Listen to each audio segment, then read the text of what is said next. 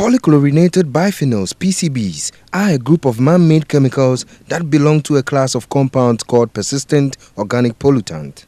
In Ghana, PCBs are mainly found in capacitors and transformers, and they are toxic to both human and wildlife. To help address the situation, a 5-year capacity building project for the elimination of PCBs in Ghana was initiated in 2009 to protect human health and improve environmental quality, especially exposure from PCBs contaminated oil, particularly from industrial size equipment.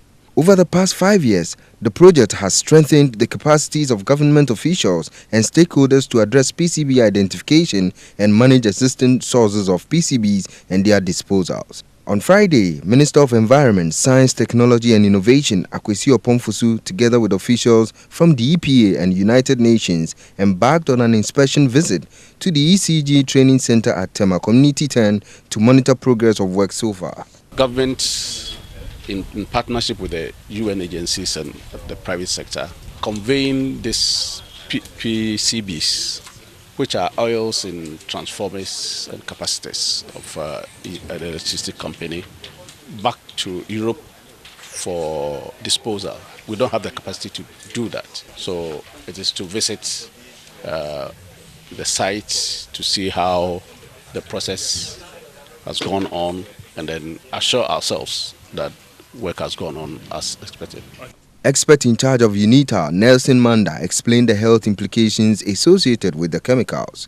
We set out to identify where this equipment that contain PCBs are located within the country. We have published awareness materials to try and alert the people out there that they shouldn't vandalize this equipment. They shouldn't get oil from this equipment because it's dangerous. Deputy Executive Director in charge of operations at the EPA, John Wanma, outlined some measures put in place to ensure that ECG capacitors and transformers are PCB-free. We have helped them to develop what we call a PCB management plan for all these three companies, VRA, Gridco, and ECG.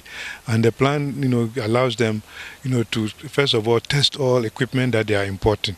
In Ghana currently we import, new and second-hand transformers, and there is a possibility that some, other countries will try to slip in their second-hand transformers, which are PCB contaminated, into Ghana.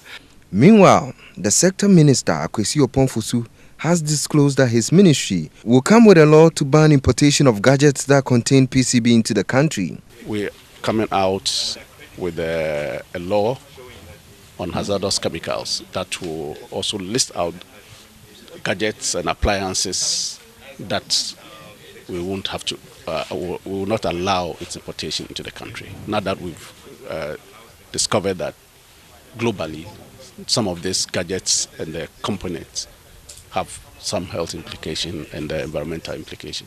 The project is expected to end in July this year, while 60 tons of PCBs is to be exported to Europe by May this year.